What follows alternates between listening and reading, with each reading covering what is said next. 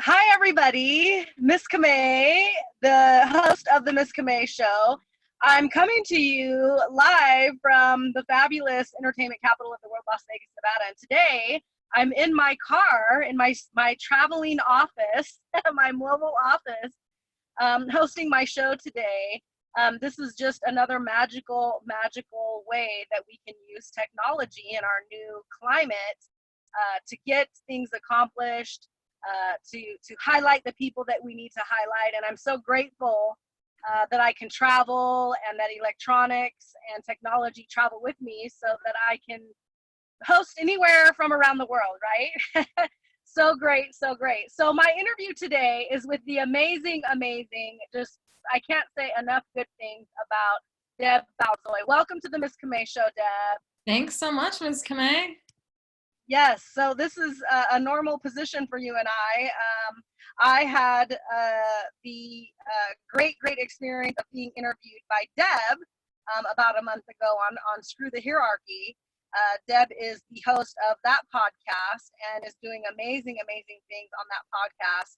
But what I want to talk to today, what I want to talk about today is all of the amazing things that you are doing, Deb, with the Dignity at Work Act. For those of you who don't know, both Deb and I are board members with the National Workplace Bullying Coalition, and we are pushing the topic. And so, Deb, give our audience a little bit of background on you, kind of like where you came from, how you kind of came to this platform where we're at today currently. Yeah, so I was bullied at work in higher ed like 12 years ago or so, and I had no idea what to call it. I Googled it, and it took me a while to figure out what was going on. I guess for better or for worse, this bully was bullying a whole bunch of people. So I took it less personally than I might have otherwise. And there was removal of responsibilities.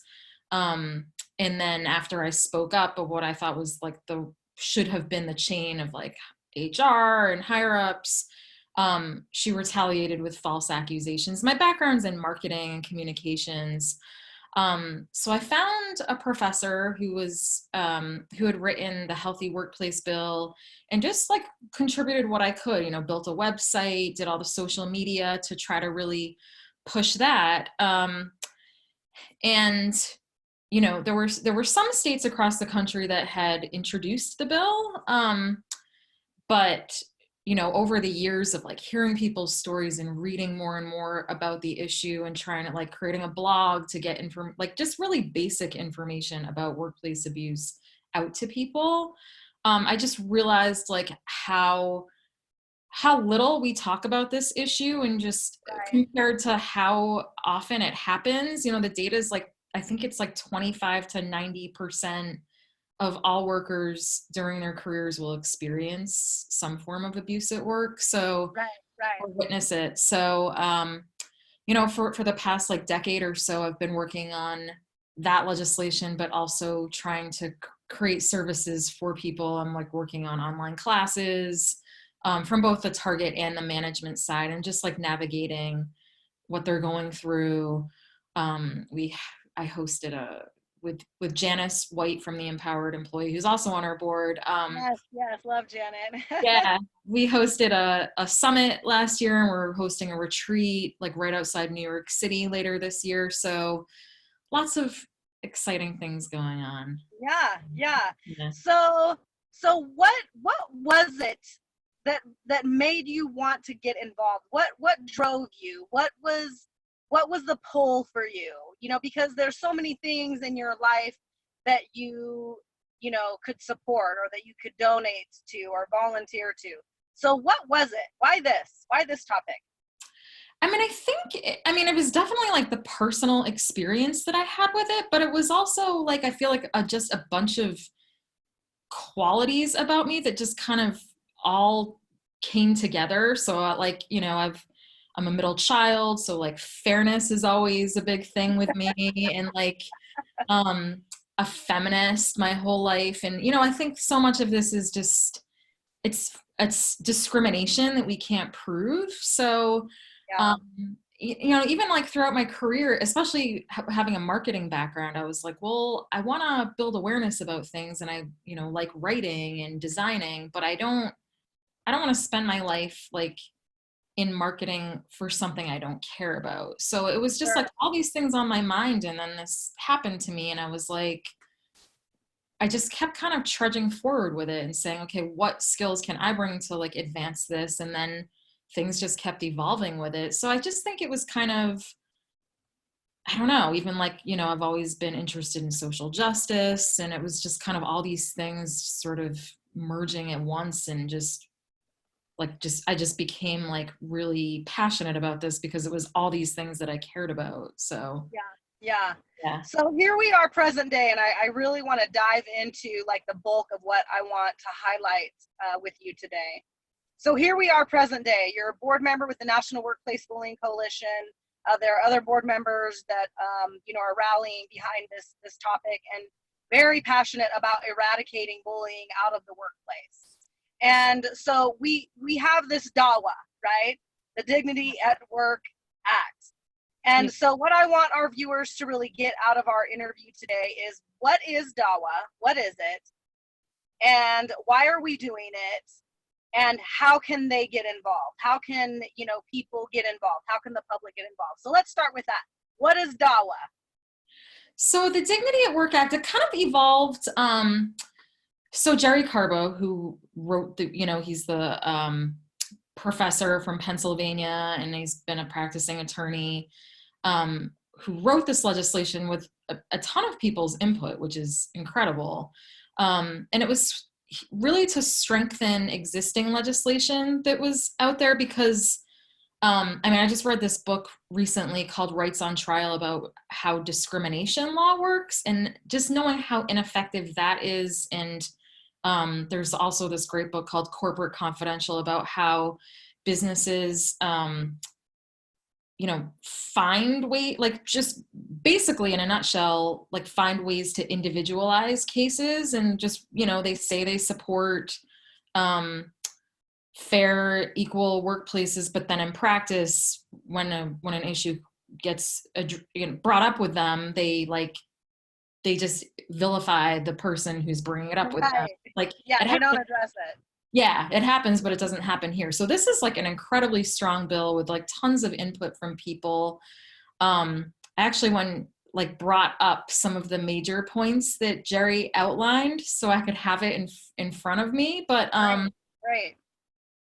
yeah, so it came out of like just these discussions last fall, and I'll just kind of go over some of these major points in it. Yeah. So workplace abuse or workplace bullying in general just isn't covered by existing law. So, you know, we have Title VII of the Civil Rights Act, which gives us protections for discrimination. Those that book that I just referred to said that, like, back in its infancy, like you didn't have to prove discriminatory intent, but as like, I think it was like the 80s or 90s, things just got much more employer sided, and you know, it just kind of gave way to people experiencing all kinds of mistreatment, and but if they can't attribute it to you know, their membership in a protected class, like race, gender, age, disability, then there's there was no law that provided a remedy or covered those areas outside of those areas. Correct. Yeah. So that's kind of like the basics, that there's nothing to protect people. And then employers know that there's a loophole in the law. And so this bill is aimed to fill that gap. And then Jerry goes on to say that, like, there's other avenues that targets could take or have taken, but they're just ineffective. So there's intentional infliction of emotional distress. There's just a high threshold for that. They have to show severe emotional distress. Correct. Correct. That workers' comp laws often fail to address like the psychological harm. Yeah. And even when they do, there's inadequate relief. So that's a point that the DAWA addresses. There's been a lot of talk of like can't employers just like address this themselves? And some do, but like most or a lot don't. A lot have their own, or some have their own policies, but even when they have a policy, they don't enforce it. So that's another point that this book made of having a policy in place has been for the courts like a legitimate defense, which is ridiculous because we know that a lot of employers just don't enforce their own policies. So Yeah, correct. Well, and a lot of employers' policies, they are written very vague and ambiguous, and they do that intentionally because that opens the door for interpretation yeah, to be utilized in an employer's favor. So yeah, oftentimes, like in my situation, being bullied in the workplace, I often cited company policy or company procedure, often.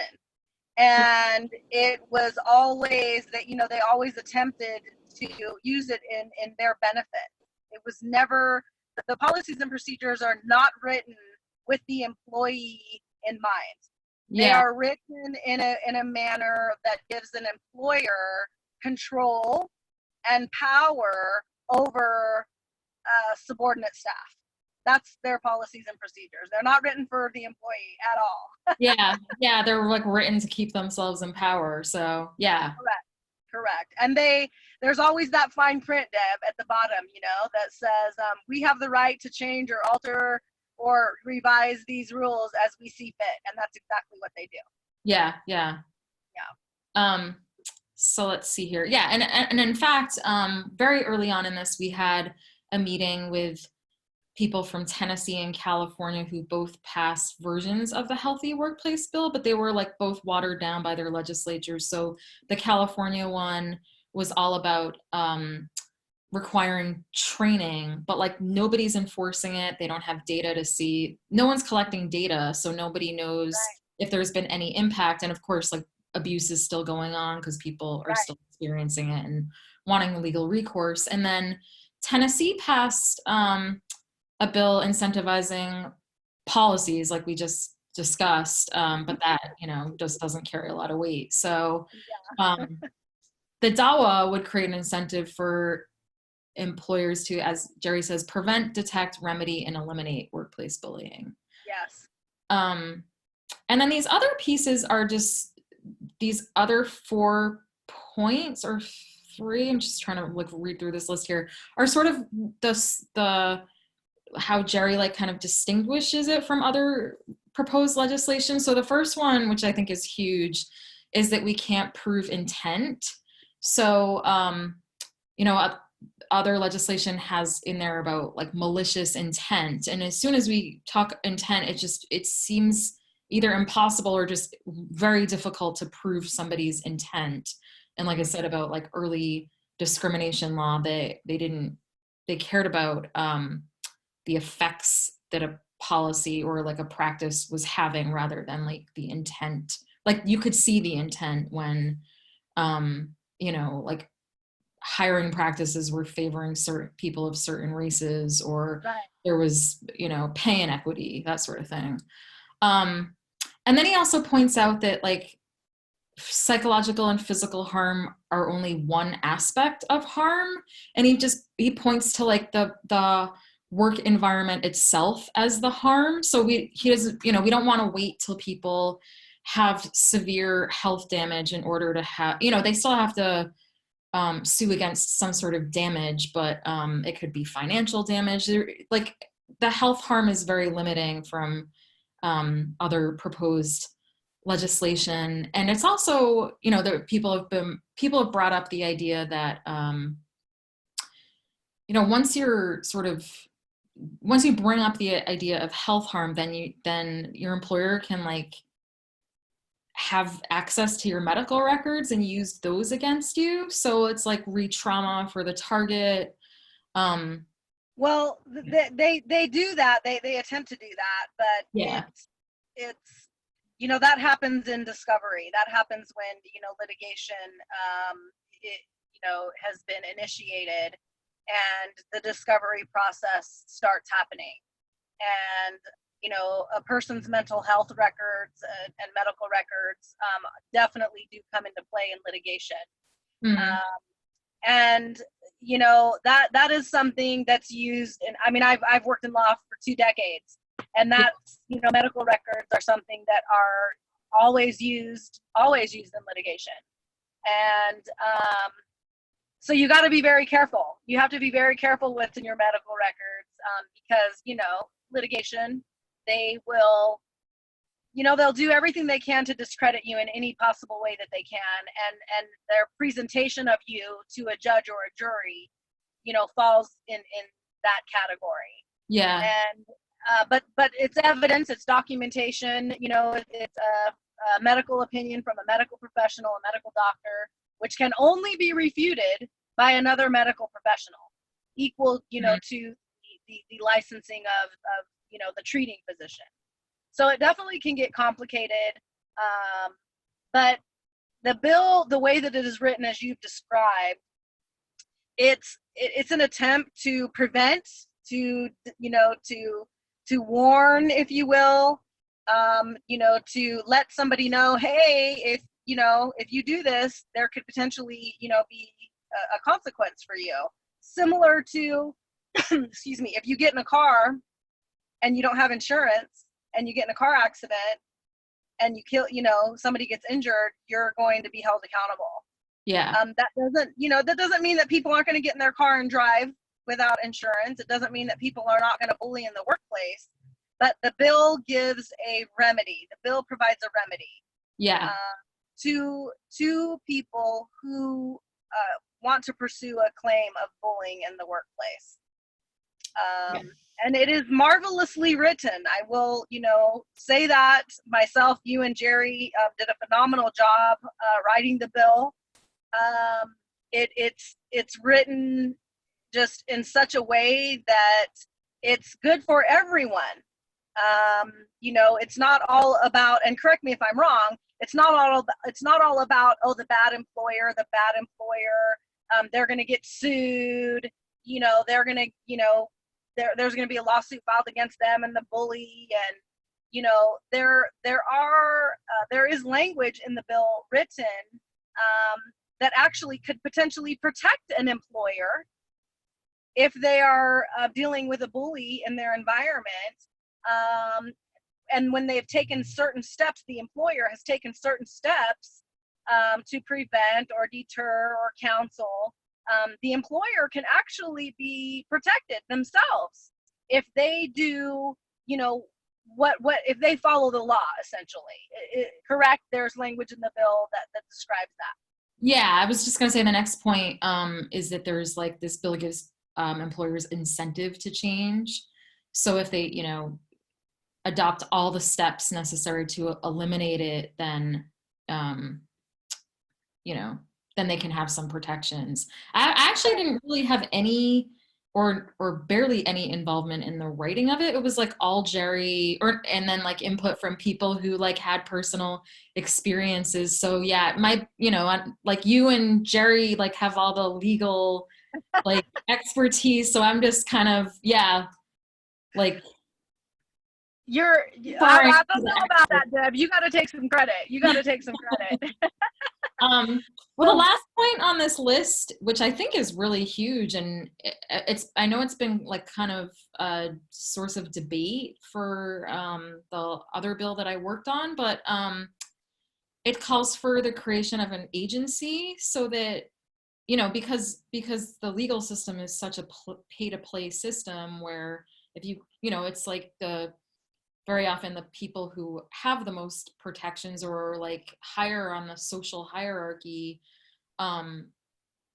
like need these protections less. So, you know, it basically says that there would be an agency created for, especially for like low wage workers who can't afford the legal help because it's so expensive.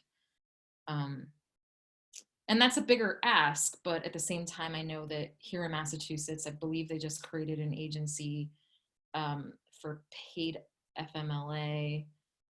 So yeah, that's one of the bigger things. But it kind of takes an approach too of, if we don't ask for as much as we can get, like they're gonna water it down as much as they can from the business side anyways. So we might as well ask for like everything that we Oh can yeah. to Oh make yeah. this. I'm a firm believer in starting high. Yeah. Yeah. Yeah. Like just basic Yeah. negotiation. Yeah. Yeah. They always, so many times, in law, in litigation, the conversation comes up about settlement, or, well, what are your damages? How much do you want? And my response is always $1 million right off the top. Like, it doesn't matter what the specials were. Like, it's always $1 million. Like, we're going to start high because I know you guys are going to negotiate me down. Yeah. So yeah, we definitely want to go for the gusto, for sure, no doubt about it. Yeah. So Yeah. let's touch on. So we've got this bill, the Dignity at Work Act, and we have several people from around the country. We've got Nevada, Massachusetts, New York, New Hampshire. Gosh, that's only 4, but there's how many bill directors do we have in the country right now? So we have about 14. Let me see. Actually, I could probably just pull up the map, but there's like California, Washington State, Virginia, West Virginia, Kentucky, Pennsylvania, New York, New Jersey, Massachusetts, Rhode Island, New Hampshire. Yeah, so it's like all across the country. Nevada. Yeah, yeah. And so talk to our audience about the bill directors in these various states that we've just mentioned. Because we are growing a nonprofit, NWBC is the nonprofit, and we've done great things. I've worked with several projects, with NWBC, and we've got these states where we have, strategically placed these bill directors in these states. So talk to us a little bit about that. Yeah, so we're trying to get bill directors ideally in every single state to push this bill and really create a movement. And then really, like, we're meeting every other month for now on Zoom. And the goal right now is to try to both build a base of people in our states, which will help, especially on Facebook where people have friends all over. You share one post from Nevada and people will see it in their states and want to introduce it there. And it'll just, snowball and create this movement around it. We hope, or at least that's our goal. And then the other side of it is trying to find someone to champion the bill in each state. So somebody who's ideally passed workers' rights bills before, and has some power in their state legislature and can really champion this and convince other people that it's what we need, and just really speak on behalf of working people. And then those are the two main things. And then once we have sort of our core team, excuse me, with like bill numbers, excuse me, that, which we're hopefully gonna be ready to go with that in 2021. Yeah. Then then it'll just be like strategizing together or sharing tactics that have worked well in one state. I mean, it's so different. Like I'm in Massachusetts where like you could drive from one end of the state to the other in like 2 or 3 hours, but moving west, it's just more of a challenge to like get people together in some of the bigger states. So each state has like its own challenges. Yeah. And some states have way more workers' rights than other states. Like, I mean, some states that we don't even have bill directors on board yet with. So like Oregon, Right. Vermont, and Maryland are the 3 biggest ones that I'm thinking of for that. And so, yeah, we're just trying to like really build a solid team so that when like something great or unsuccessful happens, we can share it with each other and really like bounce ideas and tactics off each other. I mean, one of the biggest points here is that, this isn't like I mean, so many bills I've heard of take like years to pass. I've just heard of a bill recently that took like 17 years to pass. That was like an OSHA bill. Um, so it's really like, and this would be like groundbreaking, you know, like a labor movement bill. So Sure, it's sure. going to take a lot of people behind it. Just a lot of people like demanding that we need change and enough is enough. Right, So yeah, right. it's really about building that awareness, but also just like the action. I mean, having worked on the previous bill in Massachusetts, a lot of it is just like getting the word out there, building our base of people, and then like letting them know the action steps along the way. So like we need people to testify at this hearing, or like we need as many people in the next 2 weeks to call their state legislators. So just really that bill directors kind of this kind of like pulling the puppet strings about like what needs to be done and when, and like having a good relationship with the staffers or a staffer in the office of the lead sponsor on the bill, or you know, if there are two on the Senate and House or Assembly side, then you know, Right, it's really right. building those relationships. Well, and that's going to come with strategic, very calculated strategic steps. And, you know, like you said, those vary from state to state because the process is it's similar but very different in each state. Yeah. And so just to reiterate what you said, so a bill director in a particular state is someone who's actually going to be leading the team of and building a team, because we are a grassroots effort. Yep. So they will be building a team and they will be leading a team to lobby this bill to our city and county and state legislators, introducing the bill, talking about the bill, you know, scheduling meetings, meeting with our, you know, city officials, our state officials, doing the research. You know, like you said, there are members of legislature, like I know here in Nevada, Jackie Rosen has done a lot of stuff for people's, you know, for the community, for the people. A lot of, you know, human rights. And so she is somebody that I would definitely reach out to, you know, in regards to DAWA.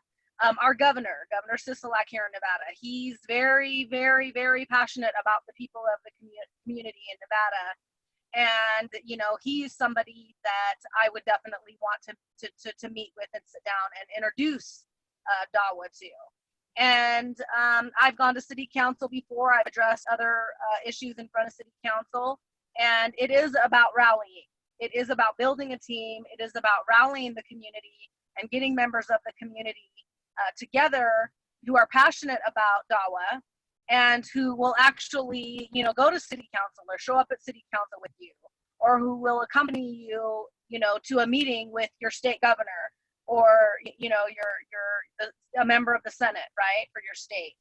And our ultimate goal, because this discrimination and harassment and retaliation, you know, the law that really governs that you know, I guess that body of issue, for lack of better words, is on the federal level. So ultimately, our goal is to, you know, to invoke our city, county, and state legislatures, right, to introduce this bill and to adopt it within their respective states.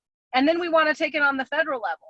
And we want our senators, our state senators, to introduce this bill on the federal level. And we want this to be adopted into law on the federal level, so that it governs the country and our entire country here in the United States. And that's really, honestly, the ultimate goal, so that every American employee, every working class American has the protection and the safety and this umbrella of coverage under the law, that if they are bullied in the workplace, they are entitled to a remedy. Yeah. And that's basically our goal. Yeah. At the end of the day. Yeah. Yeah. And there's so many, there's this group, the organization called Represent Us, that put out this like amazing video. It was hosted or narrated by Jennifer Lawrence about like how some of this, how some of the legislation works, of like with a lot of huge issues like gay marriage. I'm trying to think of some of the other ones, but like some states will pass it first. And then, I mean, this isn't the only way to do it, but this is one way that has proven effective. And then there will be like momentum, even like years later, around that issue. And then all of a sudden, like there will be a federal push for it. So I think that's the thinking behind how we're approaching the Dignity at Work Act. Yes. So you are the bill director for DAWA in Massachusetts, correct? Yep. Yeah. Okay.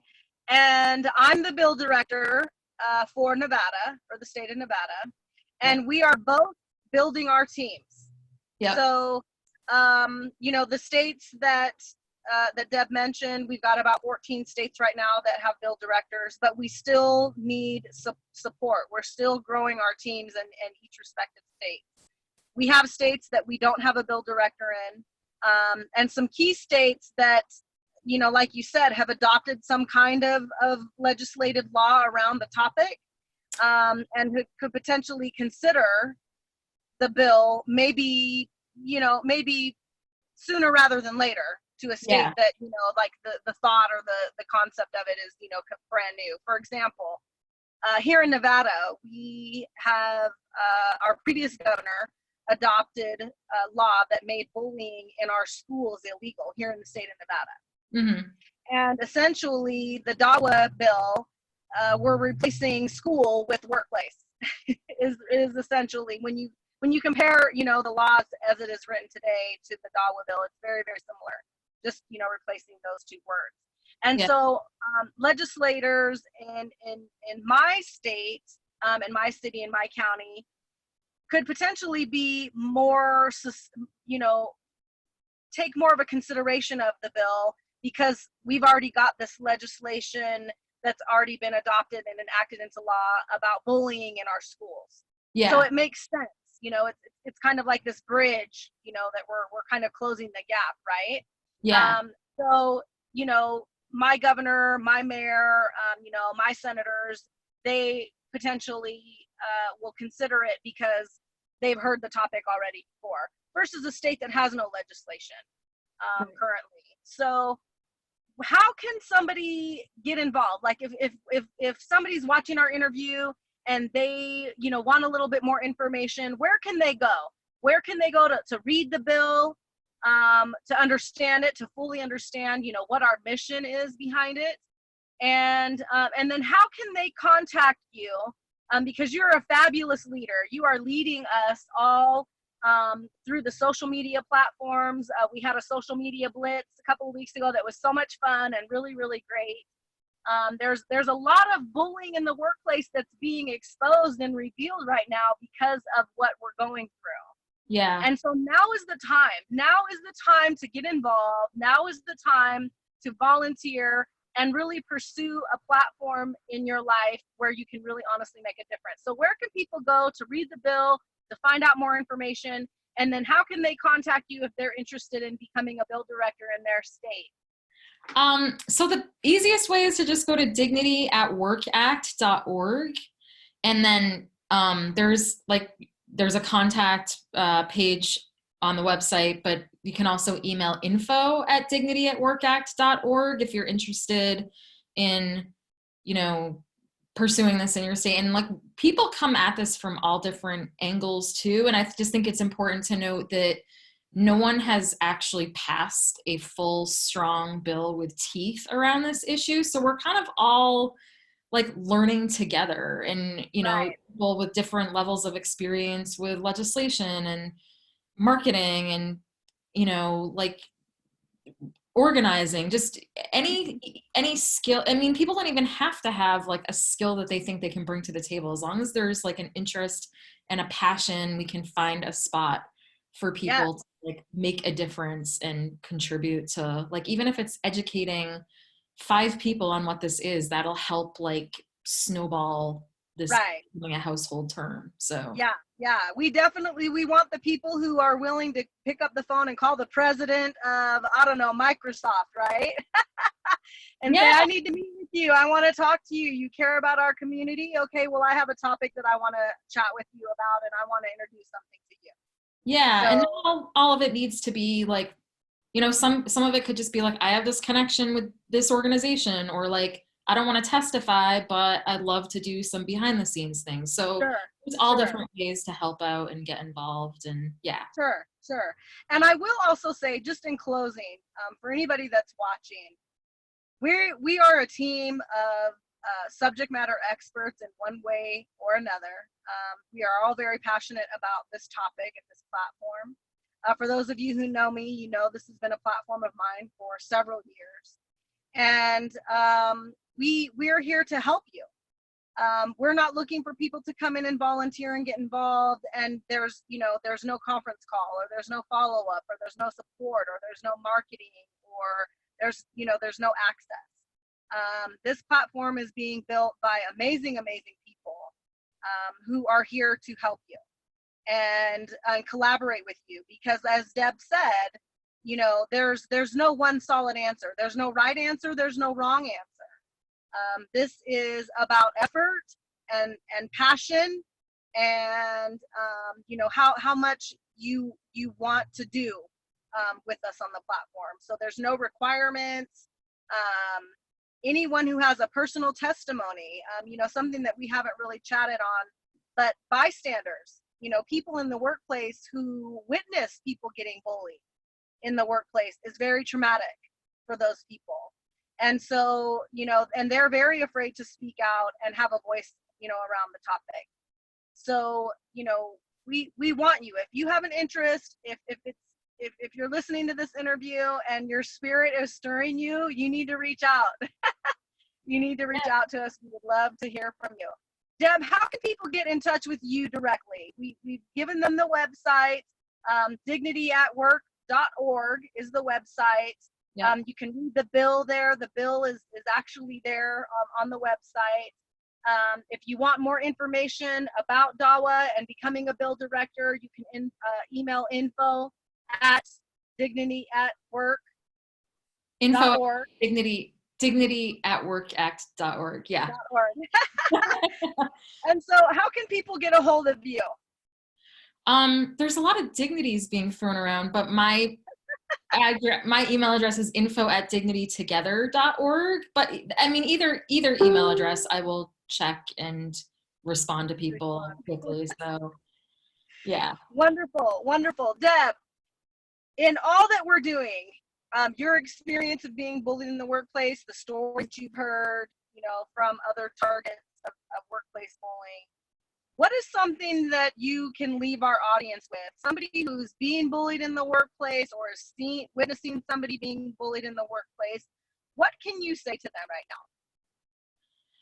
My biggest takeaway with my own personal experience and just hearing other people's experiences is that so much of us in life are like trained to hand over our power to other people, whether it be like in our families growing up or reporting to a boss. And I think it's so easy to like lose sight of our own personal power and like turn back to like, what do we want? What do we value? What's important to us? And I think that's really the key to kind of flipping the table and like, I need this paycheck, but like, what's my purpose in life? Like, what do I want to be doing? How can I like manifest things to have happen? And I think that's kind of the key to turning things around for people. I love it. I love it. Very, very important. Personal power. You've got to maintain your personal power for sure. The second you give it away, the second you surrender it, that's when you lose. That's when you lose. Yeah. Deb, I want to thank you so much for the interview. Thank you so much for the information. I'm very excited about the things that you're doing. I'm so grateful to be part of a group that you are affiliated with. You bring amazing, amazing talents and gifts to this platform. And I'm so grateful. I'm so grateful that you've taken the time today to chat with me and my audience and give out this information. We're spreading the word. We're getting people involved, and we will do this. We absolutely will do this for sure. No doubt about it. Yeah. Well, I want to thank you so. What was that? I said, thanks for having me. This is great. Yeah, of course. This isn't our last. This is not our last, that's for sure. All right, you guys, thanks so much for watching. Again, if you are interested in the topic, if you want to volunteer, if you want to become a bill director in your state, please reach out to us. You guys know how to get a hold of me. You can email me at themisscamayshow@gmail.com directly. If you want to get in touch with Deb, if you want to find out more information, check out the website, dignityatworkact.org. It has all the information there that you need. We would love to hear your testimony and how you guys have survived workplace bullying so we can highlight you. Thanks so much for joining me, Deb. Have a great, great rest of your day, and I will see you soon. Great, thank you. You're welcome. Thanks so much, you guys. Have a great day.